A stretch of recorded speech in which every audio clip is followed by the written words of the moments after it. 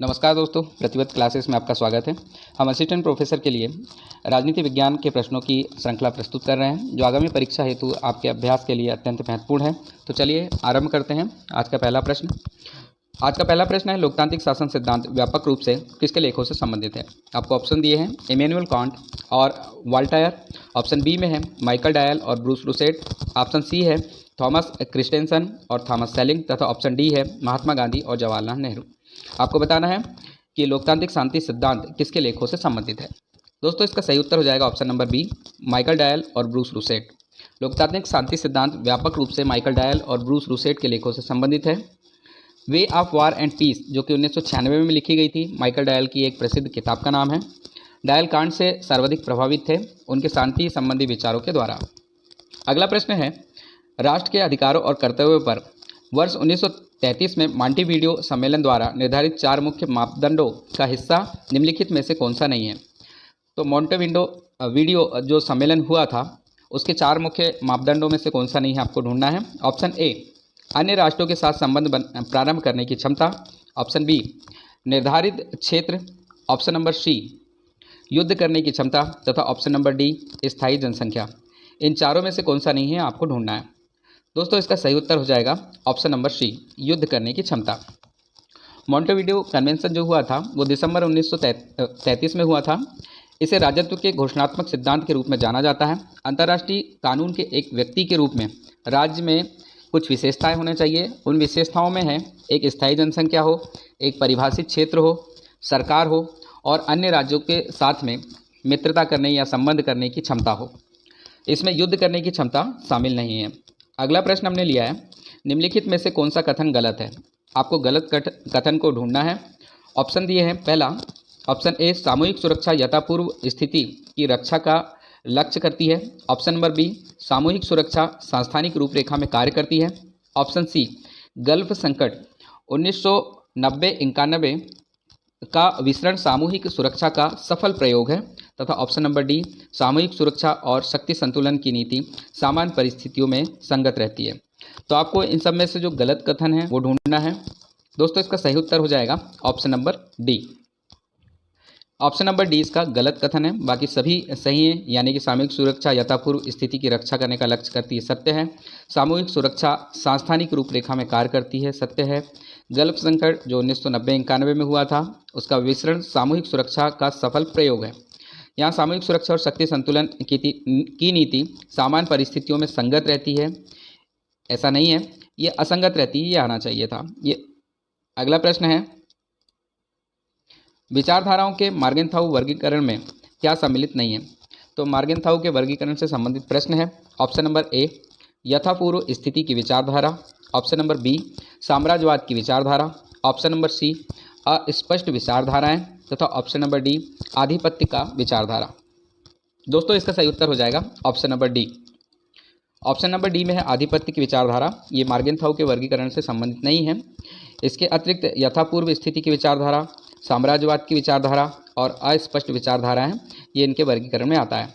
मार्गेनथाउ की प्रसिद्ध रचना का नाम है पॉलिटिक्स अमंग नेशन, जो 1949 में लिखी गई थी और इसे अंतर्राष्ट्रीय राजनीति का ऐसा पहला ग्रंथ माना जाता है जिसका निर्माण सैद्धांतिक पृष्ठभूमि के आधार पर हुआ था।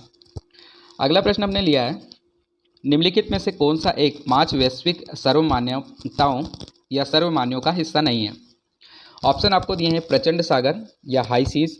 दूसरा ऑप्शन है, ऑप्शन बी में है जलवायु व्यवस्था। ऑप्शन सी में है गहन सागर तल तथा ऑप्शन डी में है उत्तर ध्रुवीय क्षेत्र। इसमें से बताना है जो ग्लोबल कॉमन्स में नहीं आते हैं उनके विषय में।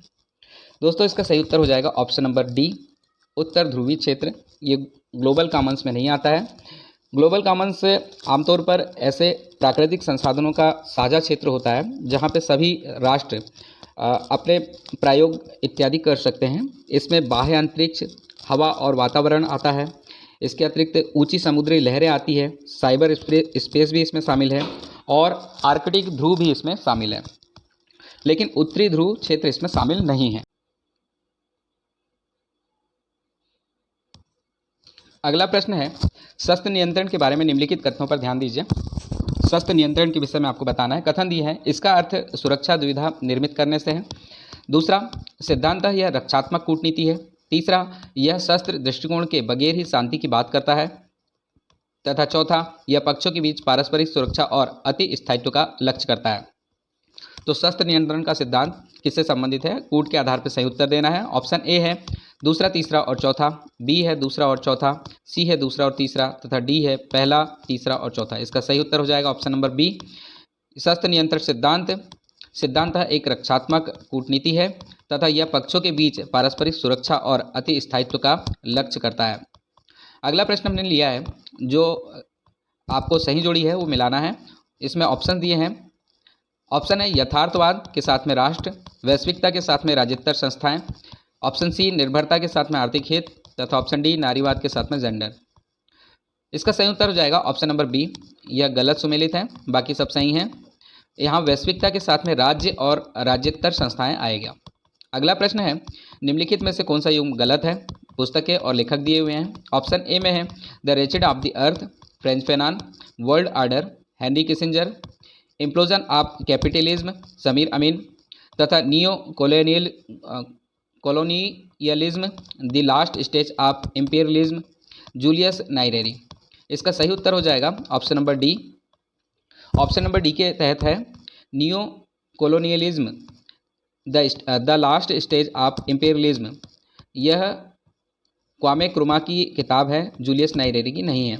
अगला प्रश्न है, डेविड ईस्टर ने मांगों के संदर्भ में आघात के 4 प्रकारों की पहचान की थी, वे कौन से हैं? यहाँ पे ऑप्शंस आपको दिए हैं। ऑप्शन ए व्यवहार का विनिमय, राजनीतिक व्यवस्था में भागीदारी, वस्तुओं और सेवाओं का आवंटन, संप्रेषण और सूचना। ऑप्शन नंबर बी है वस्तुओं और सेवाओं का आवंटन, व्यवहार का विनिमय, आर्थिक व्यवस्था में भागीदारी, संप्रेषण और सूचना। ऑप्शन सी में है सामाजिक व्यवस्था में भागीदारी, वस्तुओं और सेवाओं का आवंटन, संप्रेषण और सूचना, व्यवहार का विनिमय, तथा ऑप्शन डी है संप्रेषण और सूचना, अंतर्राष्ट्रीय व्यवस्था में भागीदारी, वस्तुओं और सेवाओं का आवंटन और व्यवहार का विनिमय। आपको बताना है आगत के 4 प्रकार हैं और उसके पहचान करना है। इसका सही उत्तर हो जाएगा ऑप्शन नंबर ए। ऑप्शन नंबर ए में सबसे पहले आएगा व्यवहार का विनिमय, उसके बाद राजनीतिक व्यवस्था में भागीदारी, वस्तुओं और सेवाओं का आवंटन और अंत में आएगा संप्रेषण और सूचना। ये आगत के 4 प्रकार हैं। अगला प्रश्न है, स्वतंत्र भारत का ऐसा पहला राज्य कौन सा था जिसमें जोड़ तोड़ और दल बदल के बाद सरकार बनी? ऑप्शन आपको दिए हैं। Option A Rajasthan, option B PEPSU, option C Madras, option D Andhra Pradesh. इसका सही उत्तर हो जाएगा option number B PEPSU. PEPSU का अर्थ है पटियाला और पूर्वी पंजाब राज्य का संघ, जो भारत का एक राज्य था। 1948 और 1956 के बीच में 8 रियासतों को मिलाकर इन्हें एकजुट किया गया था। इसकी राजधानी पटियाला थी, लेकिन 1956 में इस पेप्सू को पंजाब राज्य में मिला दिया गया था। अगला प्रश्न है, किस संविधान संशोधन द्वारा एक ही व्यक्ति को एक या एक से अधिक राज्यों का राज्यपाल या संघराज्य क्षेत्र का उपराज्यपाल नियुक्त किया जा सकता है? ऑप्शन दिए हैं। ऑप्शन नंबर ए है 5वां संविधान संशोधन 1955, ऑप्शन बी है 6ठा संविधान संशोधन 1956, ऑप्शन सी है 4था संविधान संशोधन अधिनियम 1955, तथा ऑप्शन डी है 7वां संविधान संशोधन अधिनियम 1956। दोस्तों, इसका सही उत्तर हो जाएगा option number D. Option number D के तहत 7वां संविधान संशोधन अधिनियम 1956 है, जिसके द्वारा एक ही व्यक्ति को एक या एक से अधिक राज्यों के राज्यपाल या संघराज्य क्षेत्रों का उपराज्यपाल नियुक्त किया जा सकता है। अगला प्रश्न है, सीरियाई सिविल युद्ध में संयुक्त राष्ट्र की भूमिका के संबंध में निम्नलिखित में से कौन से कथन सही हैं? यहाँ सीरियाई सिविल युद्ध के विषय में बात करना है। ऑप्शन ए है सीरियाई सेना के लिए हिजबुल्लाह के समर्थन के पश्चात संयुक्त राष्ट्र ने 2003 में पुनः हस्तक्षेप किया था। ऑप्शन नंबर बी है 2013 में दमास्कस में हुए नर्व गैस हमले के पश्चात संयुक्त राष्ट्र ने रासायनिक हथियारों को नष्ट करने के लिए मतदान किया था। ऑप्शन नंबर सी दिया है संयुक्त राष्ट्र संघ सीरिया के रासायनिक हथियारों के जखीरे को नष्ट करना चाहता था, परंतु उसे नष्ट करने के लिए कोई समय सीमा तय नहीं की गई। ऑप्शन नंबर डी है अरब स्प्रिंग के बाद 2011 में संयुक्त राष्ट्र संघ ने सीरिया में हस्तक्षेप किया था।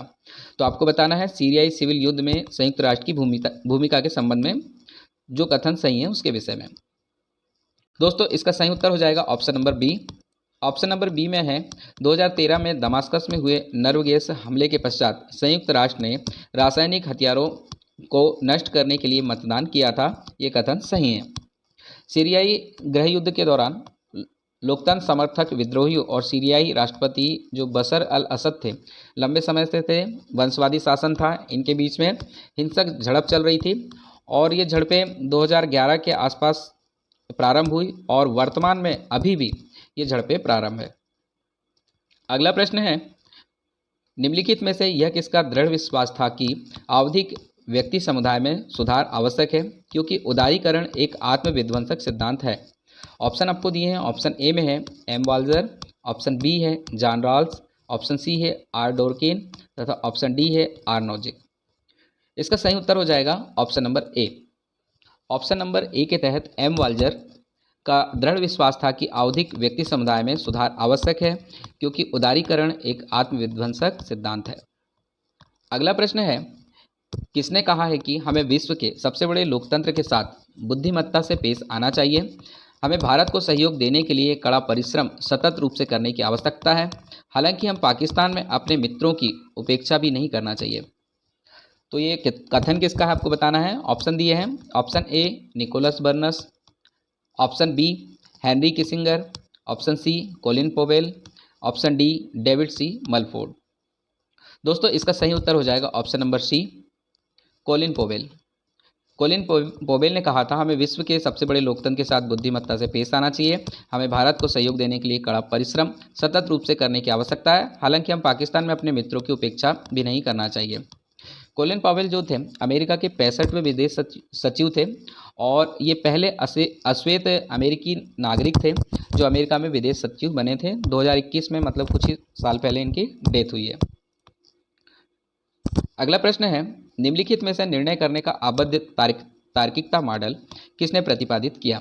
ऑप्शन आपको दिए हैं। Option A Herbert Simon, option B Edward Weidner, option C D Osborne Simon तथा ऑप्शन डी एल्टन मेयो। दोस्तों इसका सही उत्तर हो जाएगा option number A Herbert Simon. Herbert Simon ने निर्णय करने के लिए आबद्ध तार्किकता मॉडल प्रतिपादित किया था। निर्णय करने का आबद्ध तार्किकता मॉडल विशेषज्ञता में सुधार परिणामों को बेहतर बनाने के लिए वैज्ञानिक उपकरणों का उपयोग किया जाता है, बाजार तंत्र को समझना और इसमें शामिल कार्यों को बढ़ाया जाता है, समस्या समाधान तकनीकों को बेहतर बनाने के लिए विशाल सूचना आधार प्रदान किया जाता है तथा राजनीतिक संस्थागत व्यवस्था में इसमें सुधार किया जाता है। यह आबद्ध तार्किकता मॉडल के तहत आते हैं। अगला प्रश्न है, रिक्ति पूर्व प्रीएम्प्टिव रणनीति के बारे में निम्नलिखित में से कौन सा कथन सही नहीं है? आपको बताना है रिक्ति पूर्व रणनीति के बारे में। ऑप्शन ए है यह रणनीति युद्ध को रोकने के लिए तैयार की गई थी। ऑप्शन बी यह रणनीति संयुक्त राष्ट्र चार्टर के अनुकूल है।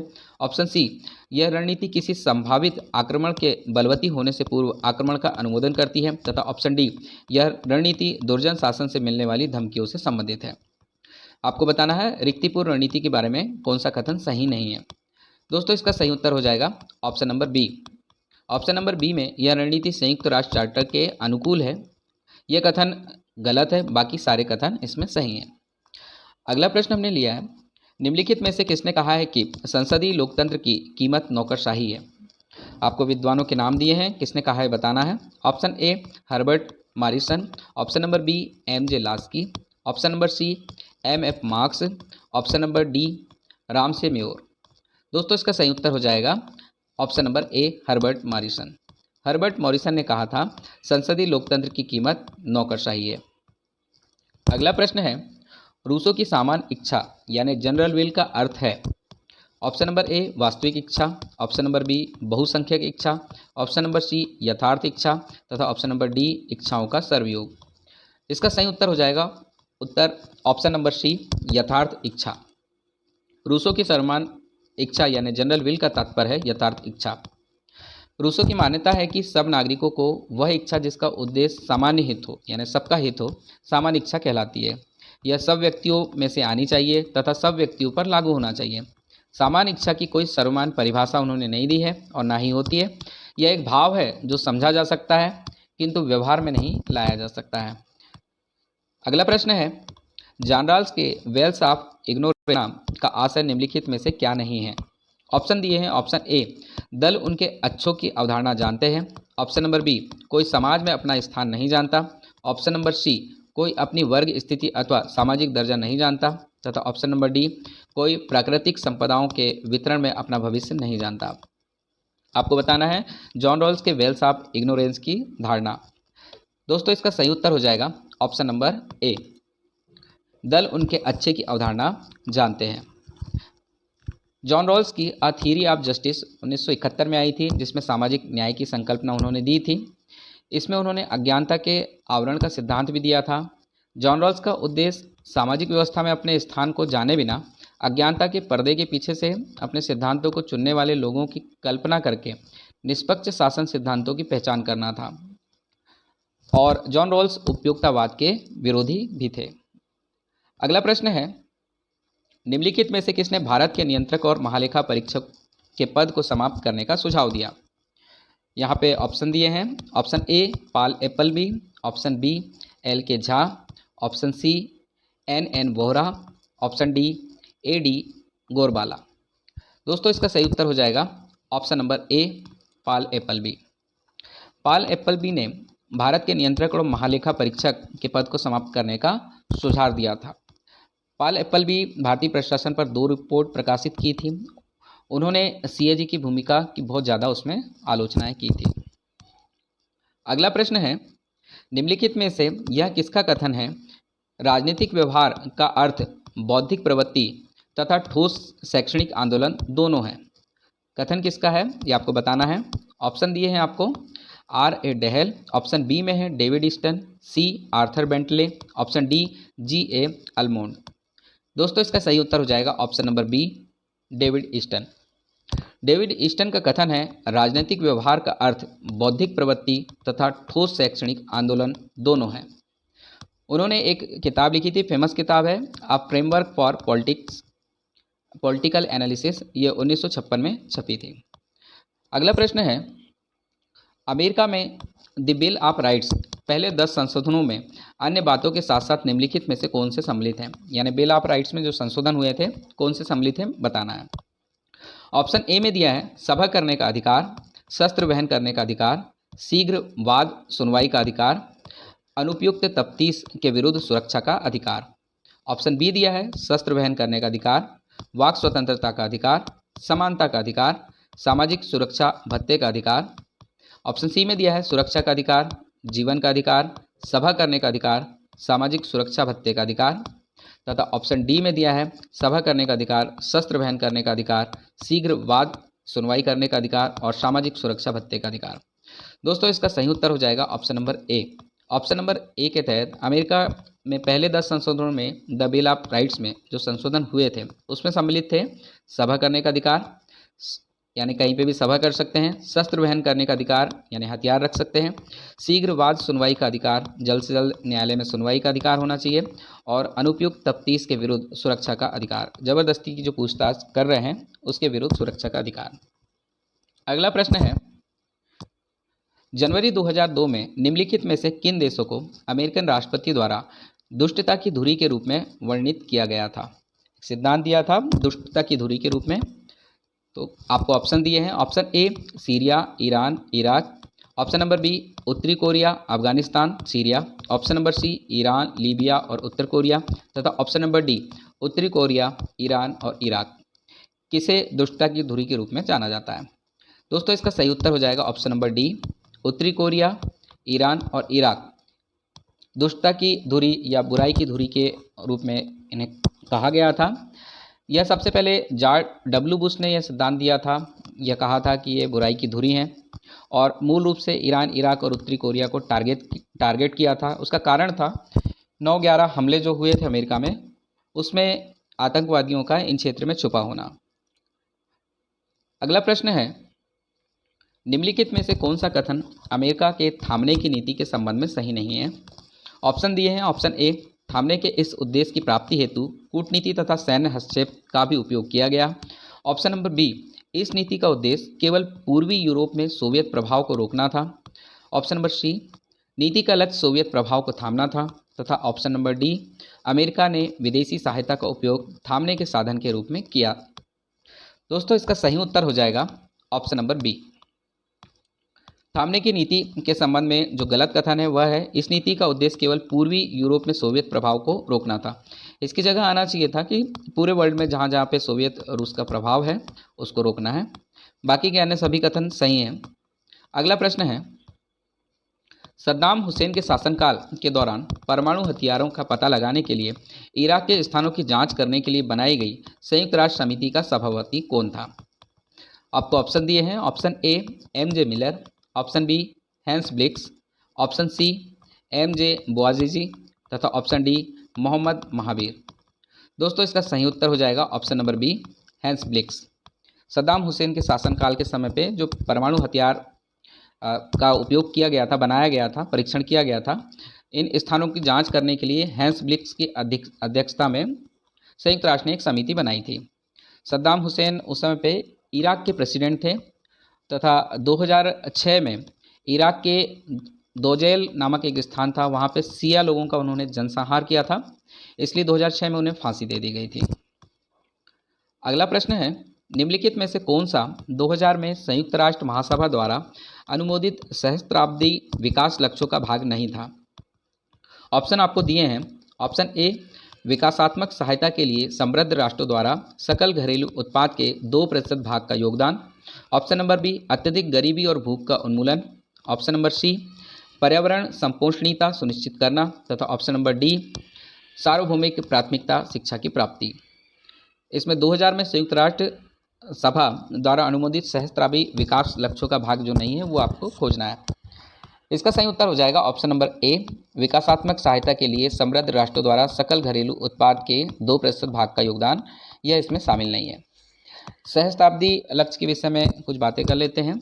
वर्ष 2015 के लिए अंतर्राष्ट्रीय विकास के 8 लक्ष्य घोषित किए गए थे और इसे 2000 में संयुक्त राष्ट्र सहस्त्राब्दी शिखर सम्मेलन के बाद स्थापित किया गया था। इसमें अत्यधिक गरीबी, भूखमरी, सार्वजनिक प्राथमिक शिक्षा, लैंगिक समानता, बाल मृत्यु दर, मातृ स्वास्थ्य, HIV, एड्स, मलेरिया जैसे अन्य जो बीमारियां हैं तथा पर्यावरणीय स्थिरता जैसे लक्ष्यों को रखा गया था। उसमें विकासात्मक सहायता के लिए समृद्ध राष्ट्रों द्वारा सकल घरेलू उत्पाद का 2% भाग का योगदान जरूरी नहीं था, शामिल नहीं था। अगला प्रश्न है,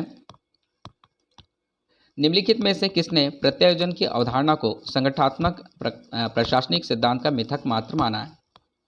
ऑप्शन दिए हैं। Option A Terry, option B Follett, option C Millett तथा ऑप्शन डी मूने। दोस्तों इसका सही उत्तर हो जाएगा option number B. Option number B में है फोलेट। फोलेट ने प्रत्यायोजन की अवधारणा को संगठनात्मक यानी प्रशासनिक सिद्धांत का मिथक मात्र माना है। मेरी पार्कर फोलेट की कुछ बुकें हैं, उनको भी देख लेते हैं। बुक्स में है द न्यू स्टेट जो 1918 में आई थी। उसके बाद में एक रचनात्मक अनुभव नामक किताब लिखी थी जो 1924 में आई थी, और dynamic administration the collected papers of मेरी पार्कर फोलेट ये 1942 में छपी थी। अगला प्रश्न है, निम्नलिखित में से कौन से राजनीतिक संस्कृति के परिवर्ती S.E. फाइनर द्वारा सुझाए गए हैं? तो राजनीतिक सांस्कृतिक के परिवर्ती S.E. फाइनर ने कौन कौन से सुझाए हैं वो खोजना है। ऑप्शन दिए हैं। ऑप्शन ए विकसित राजनीतिक संस्कृति, निम्न राजनीतिक संस्कृति तथा लोकतांत्रिक राजनीतिक संस्कृति। ऑप्शन बी में है परिपक्व राजनीतिक संस्कृति, विकसित राजनीतिक संस्कृति तथा धर्मनिरपेक्ष राजनीतिक संस्कृति। सी में है परिपक्व राजनीतिक संस्कृति, पंथवादी राजनीतिक संस्कृति तथा आर्बोजेनिक राजनीतिक संस्कृति। डी में है परिपक्व राजनीतिक संस्कृति, विकसित राजनीतिक संस्कृति तथा निम्न राजनीतिक संस्कृति। दोस्तों इसका सही उत्तर हो जाएगा ऑप्शन नंबर डी। इनके जो S.E. फाइनर द्वारा सुझाए गए सुझाव थे वो थे परिपक्व राजनीतिक संस्कृति, विकसित राजनीतिक संस्कृति तथा निम्न राजनीतिक संस्कृति। अगला प्रश्न है, संविधान का कौन सा अनुच्छेद कहता है कि सभी प्राधिकरण भारत के उच्चतम न्यायालय की सहायता करेंगे? इसमें अनुच्छेद दिए हैं। ऑप्शन ए में है अनुच्छेद 142, बी में है अनुच्छेद 144, सी में अनुच्छेद 139 तथा डी में है अनुच्छेद 141। इसका सही उत्तर हो जाएगा option number B. Option number B के तहत अनुच्छेद 144 की भारत के सभी प्राधिकरण उच्चतम न्यायालय की सहायता करेंगे। अगला प्रश्न है, निम्न में से कौन सा सही सुमेलित नहीं है, आपको बताना है। बाजार का अंतर्राष्ट्रीय क्षमा चाहेंगे बाजरा का अंतर्राष्ट्रीय वर्ष 2020, कलात्मक मत्स्य पालन और एक्वाकल्चर का अंतर्राष्ट्रीय वर्ष 2022, ऑप्शन नंबर सी फलों और सब्जियों का अंतर्राष्ट्रीय वर्ष 2021 तथा ऑप्शन नंबर डी स्वदेशी भाषाओं का अंतर्राष्ट्रीय वर्ष 2019। यहाँ option A B C D में थोड़ा गलत हो गया है, तो दोस्तों इसका सही उत्तर हो जाएगा ऑप्शन नंबर ए। बाजरा का अंतर्राष्ट्रीय वर्ष 2020 नहीं है। संयुक्त राष्ट्र के 75वें सत्र में 2023 में भारत ने अनुमोदन किया था, प्रस्ताव दिया था, तो बाजरा के अंतर्राष्ट्रीय वर्ष के रूप में 2023 को घोषित किया गया है। अगला प्रश्न है, क्षमा चाहेंगे हमारा अंतिम प्रश्न था। इसी तरह के प्रश्नों के लिए आप पुनः हमसे जुड़े रहिए। धन्यवाद।